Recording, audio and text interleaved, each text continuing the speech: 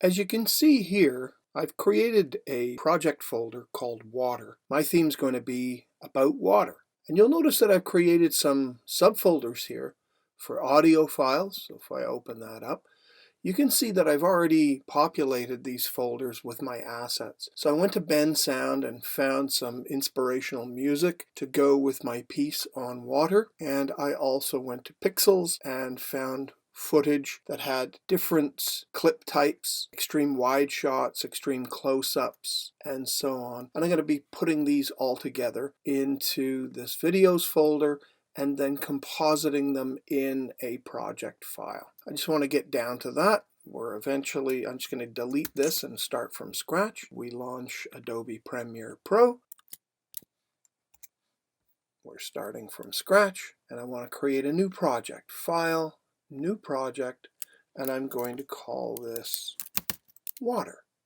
Now, one of the first things I should do is just under location is make sure all the files are pointing to the right place. I'm just going to go browse, and I'm going to tell it to go to this water folder right here as a default. Now, if I click Scratch Disks, I can see if I've got it set as same as project, then that's where it's going to drop everything. Now, for any video that I capture, any video previews, captured audio, I'm going to have it pointing to same as project.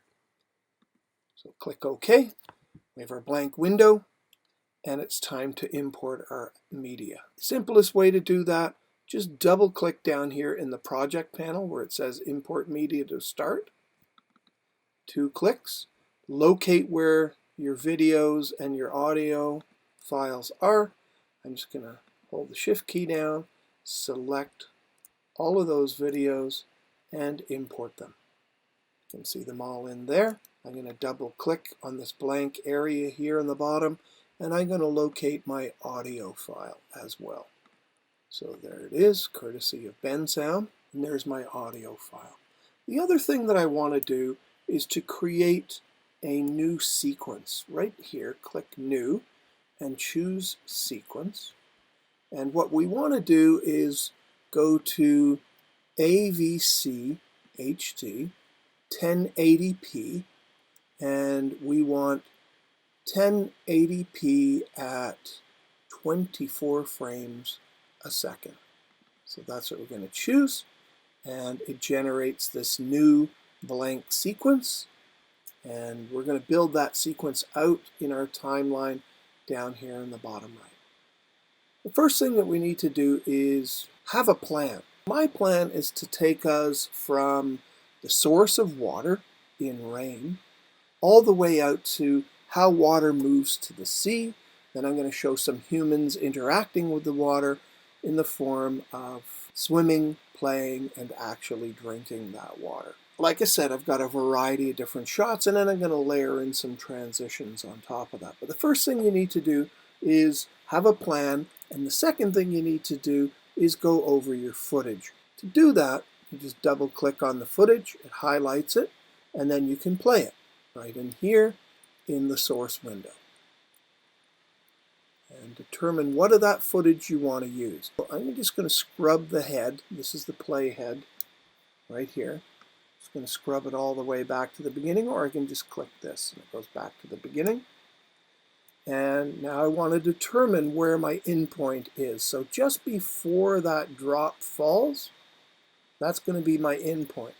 Now I can do this by clicking here for marking the endpoint, or as it shows in brackets, I can type the letter I, and it marks the endpoint. Now I want to mark the out point.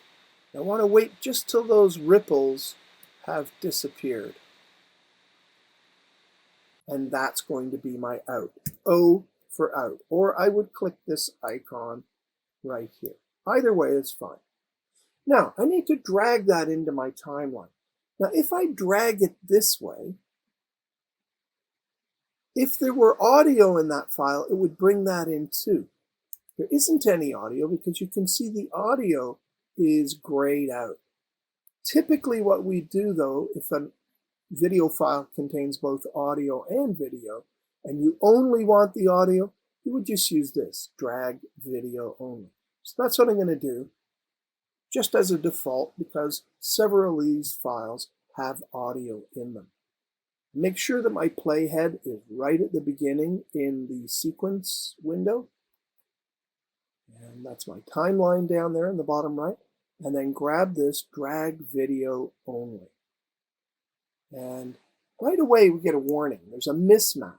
It's saying the way in which I set my sequence up has different specifications than the actual footage. And that's fine. Footage can be a mongrel situation where your assets are concerned. They could be coming from cell phones, actual video cameras. And so the aspect ratios, that's the ratio of the height to the width, will vary from one camera system to the next. Also the format. Think of cell phone photography.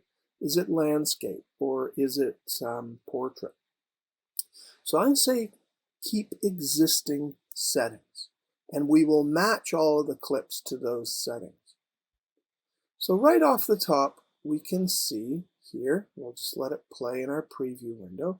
And if I zoom this, it's going to let me see a little bit more of my video bar on the timeline. Okay, so as I let that play, you can see that it's much larger than what we saw over here in the preview window. So there's a bit of a scaling issue. So if I need to scale that, I select the clip and make sure my playhead is somewhere on that clip so I can see it. And then I go here to Effect Controls. And what I want to do is use Scale. And so I'm just going to scrub that number to the left so it scales down. You see that? And then just bring it back up so it just fits the window. That looks better. There we go. That's our footage. Excellent. So I'm just going to set this to the end, and if I hold the Shift key down, it snaps to that end point. The next thing I want to show after we've got the rain, perhaps a little bit more rain somewhere else. There we go. Some rain in the forest. Drag that in. Oh, I shouldn't drag it directly to the timeline. So what I'm going to do, double click it. There's our source video window, and I want to determine in and out points. Now, as I progress, I'm going from one drop, now I've got many drops. So I've gone from extreme close-up to, I'd say this is a close-up, a mid-range shot, and now we've got a lot more droplets. And I want the time duration to be a little bit longer. So I'll set my in point. I'll do it this way this time. And then I'll let it play for a little bit. Set my out point. And do it this way. And now drag video only. Now that's still a bit longer than I would deem necessary. So I can just shorten that right here. Just drag that down. I definitely want it to be longer than the previous video, but remember, we've only got about 1 minute to nail this.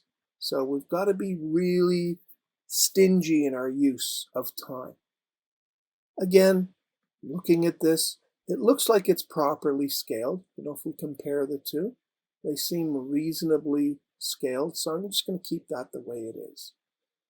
So we've gone from a single drop to many drops, and now I want to show a sequence of water flowing in a river. And we'll just take a look at, I just want to see what that, oh, that was our earlier footage. I think that's the same thing. That's our sequence. Next up is, I think, let's take a look at this footage here. Reset it. Take a look. Okay, so you can hear there's a waterfall in the background. And if I were to just drag, you'll notice that it brings an audio channel. See, that's a double bar there down in the bottom right. So we don't want to do that. We want to take video only. And so that's it running over the edge of a waterfall. Let's determine what our in and out points are.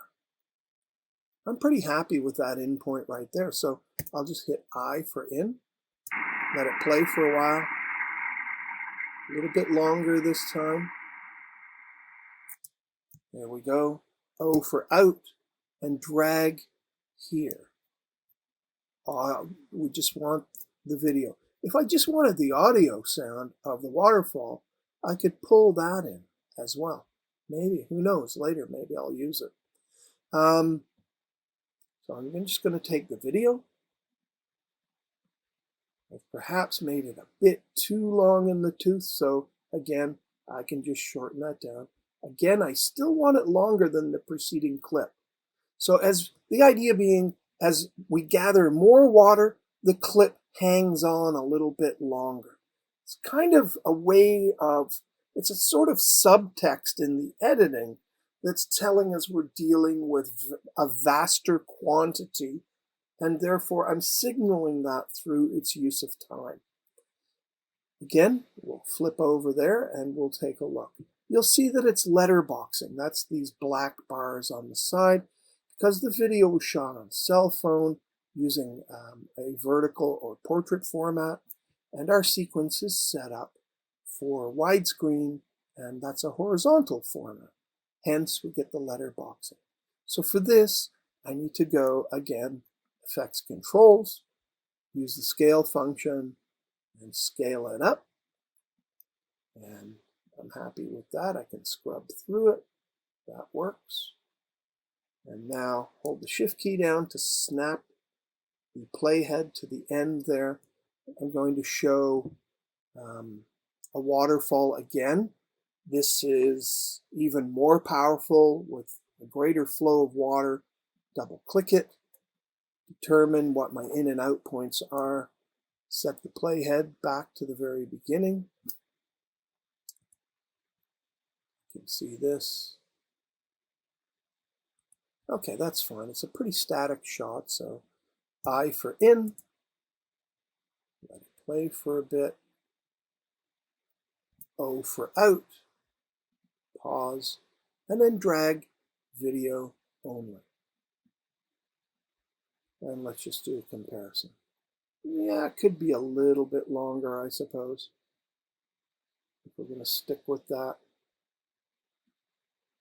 Okay, so now we're into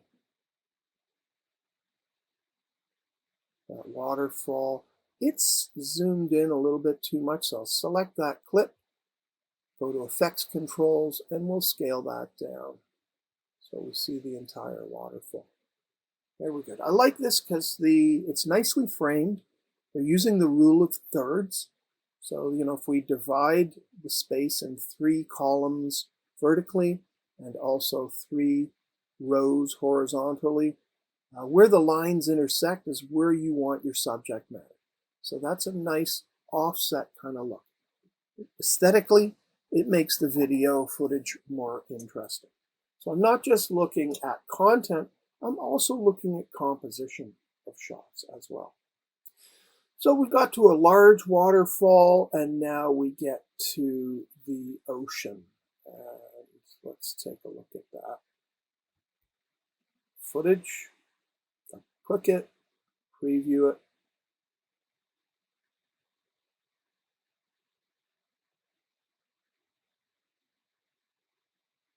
There we go, very large waves.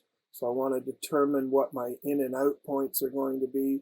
I just want that wave at the top just before it comes into frame. That's going to be my in point. And then I'm going to let it roll until that wave plays itself out pretty much. Right there. I just hit the space bar just to freeze it, and that's going to be my out point. Drag the video. And again, I'm just going to scale this so I can see my time bar a little better. I've really done far too much here, and so I'm going to have to shorten that. And that's going to have some consequences, obviously. So let me just go through that for a second.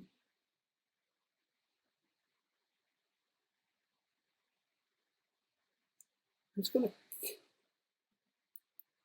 scale it down. Effects Control, Scale. And again, start it there. And maybe I'll end it right about there. So again, I can use this razor tool and just cut it right there and delete the portion that I don't want. Now I'm ready for the next clip. We're just going to return once I've got all my footage set aside. We've got all our scene assembled. Everything's been scaled. I've selected my in and out points, rough cuts really, for the first edit. And I've got them all assembled here on my timeline at the bottom. So we're just going to quickly proceed with a quick preview. I'll be watching up here in the program window for what's going on. So we have our first drop, then we have many drops in the forest, which turns into a river, and it's longer. We're seeing more volume, a larger waterfall, and then it's reaching a lake, and that lake in turn turns into an ocean, and the timing's getting longer as the amount of water increases. So we have these wave actions, and then we cut to a close-up of a wave coming in towards the shore, and then we're out on that, and we've got an underwater bubble, and then this lady floating in the water, just luxuriating in it. And then she turns to face the camera, and then we've got these kids playing in a water fountain, and cut to a cup. I noticed that the cup is too small. It was shot again in the vertical format, so I can select that, go to Effects Controls, scale that up, and I want the cropping to be a little bit different, just focusing on the cup itself, just like that. So then we have the cup. Then I cut to this business here with the drinking, and then the subject looking away, just pondering how lovely that is. And then we end. So pretty much have it all there. There's a few things that we can look at. For instance, this clip right here. I don't like where it begins. And so I need to get it right just to about here, just as she's ready to drink it. Again, I could use the splicing tool there, the razor blade, and then I could use my selection tool, click on it, just like that.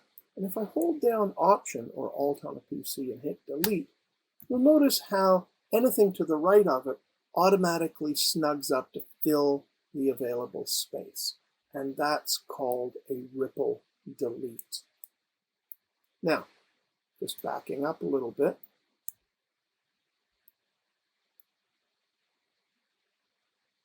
And you can see it comes in here. She's taking a drink, and then out on her contemplating them. Great. Other things that we can do in terms of in and out points of things. So let's take a look at this video here. Just after the water bubbles, we have the young lady there, and you can see it's kind of going out on her staring at the camera. We can use this tool here. It's called the slip tool.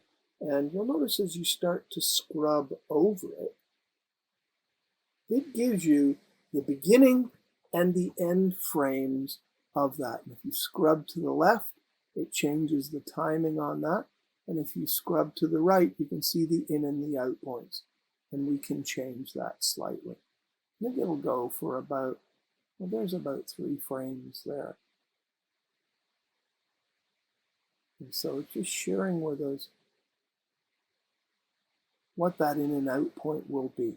It's kind of shifting the endpoints, the start and the end points. It starts here,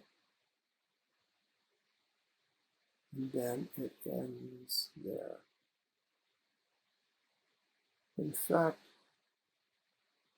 I'd like to just end it right about there, just as she turns to look at the camera. So again, I'll use my razor, click there, and use my selection tool to select the piece I don't want, and Option or Alt Delete. Notice everything snugs up. That keeps me within the 1 minute mark. You'll notice I'm already checking it here, 59 seconds, 22 frames. So we're very close to the 1 minute mark, and that's roughly where we want to be. The next thing I want to take a look at are transitions. How do I go from one clip to the next? And for this, we're going to use effects. And we want video effects here. And I want to use some dissolves. So there's a number of them in here under transition. And block dissolve. Let's take a look at video effects. Sorry, not video effects. We want video transitions. And we want dissolves. There's a number of different ones, but we want to use a cross dissolve, which will dissolve 2 images together. And I'm just going to drop it right in the dividing line between the 2 images. You see it right there.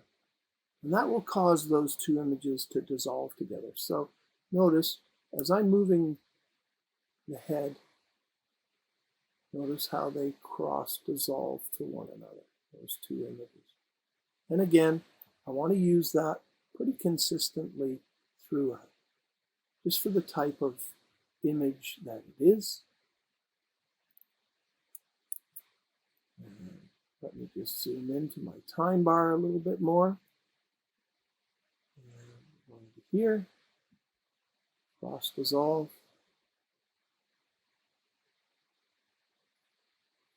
And it's possibly not allowing this because this clip is so short. It's not allowing it to transition between the 2 of them, but the one on the right hand is long enough so it'll allow for a cross dissolve. It's kind of deciding which one has enough room in it to spare. So you can see it's transitioning there rather nicely. With these 2 larger ones, it should work just fine.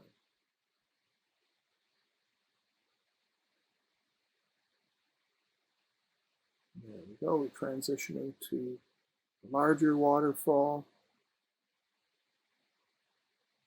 And cross dissolve there.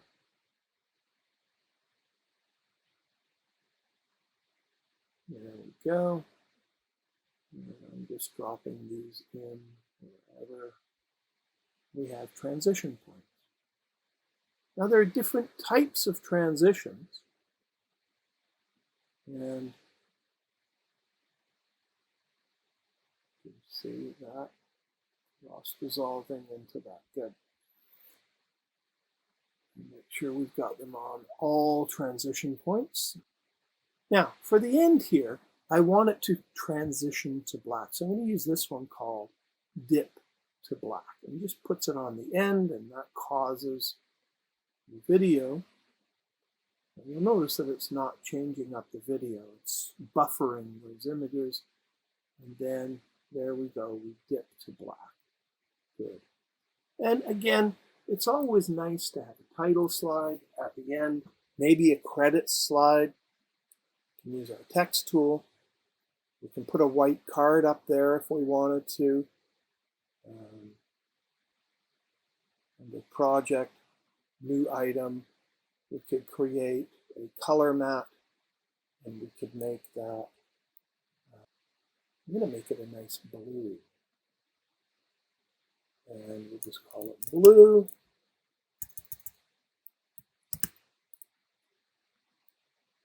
And then I can drop that color map in there. That's a rough transition there, so maybe we've got to go back to a cross dissolve between those two. So let's see how that looks. So there, instead of dip to black, we're going to cross dissolve into the blue. And now I want to bring my titles in. So bring it in here once we have no more image. Use our text tool, and this is a good place to put your credits. Remember, under text, right here, this is where we can choose things like the font, the sizing, right here, the alignment. I'm going to align center, and it's going to be white, which is fine. And I'll just put in credits. Oops, what happened there?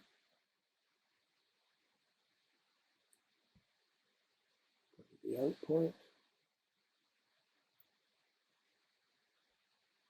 The top of the blue. There we go.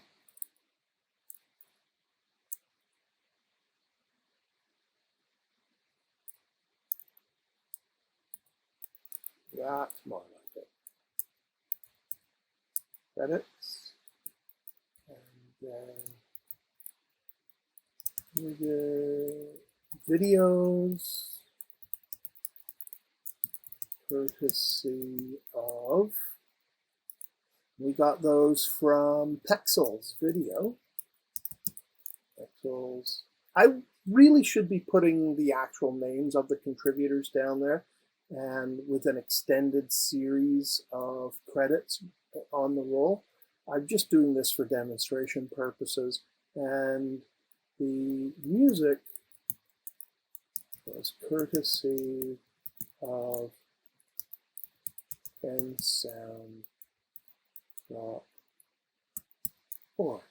There we go. Just very simple credits. Remember, we can use the positioning here to set that wherever it needs to be.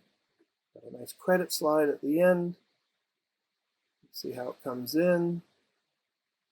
And then it cuts to black. Instead of having a, yeah, that's okay. It's dipping to black there at the end. That's fine. Now we need to add our music. And so I've got the audio track in here. Go back to the project tab. And this is from bensound. And again, let's listen to it with music.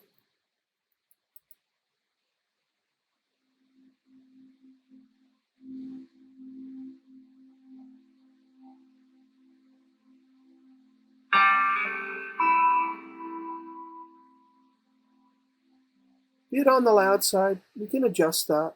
So if we zoom in here, you can see there's the audio line. We can pull that entire thing down a bit. So we drop it a few decibels.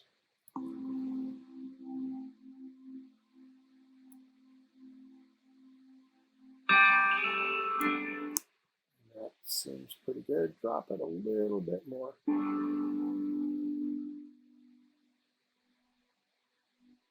That's better.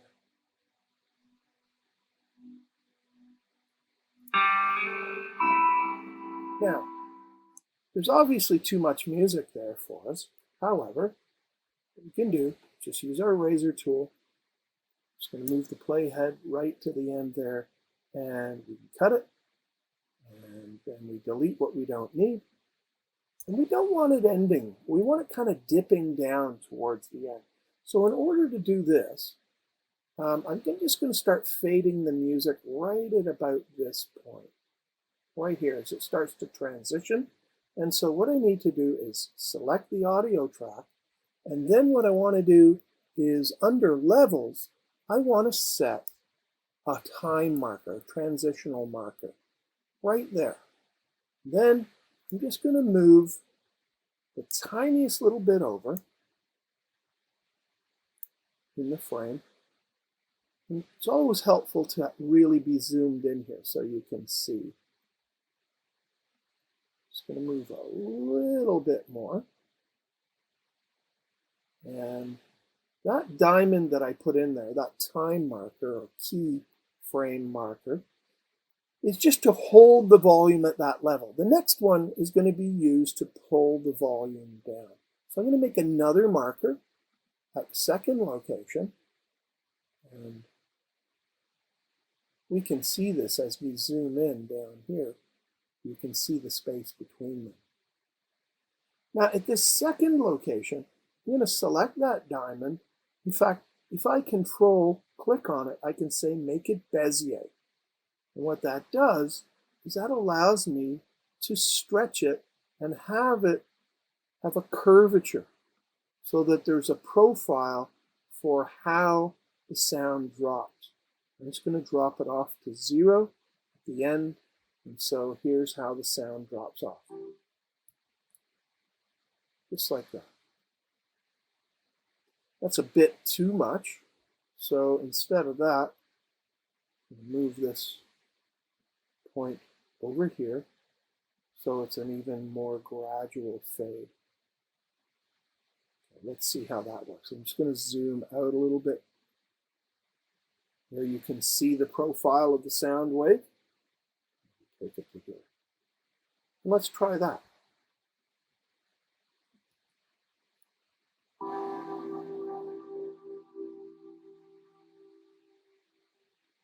And off to silence. There we have the whole thing. We're ready to render it now. So in order to do that, I'm just going to go File, Export, Export Media, and from here, I'm going to make sure it's going to go into the right place. I'm just going to render this out into video, and this is under montage, water. I'm going to do the final render just into here, right beside my project. You know, it's often advisable even to create a folder called Export or Renders.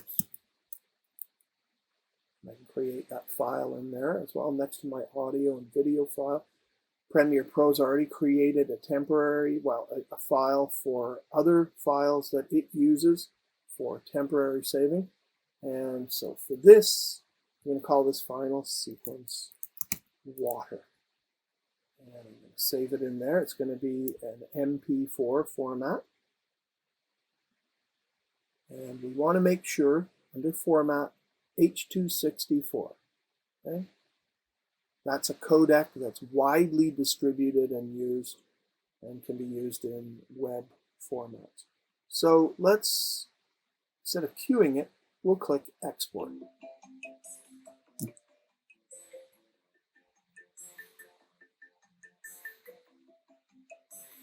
And I'll take this call. So we're done.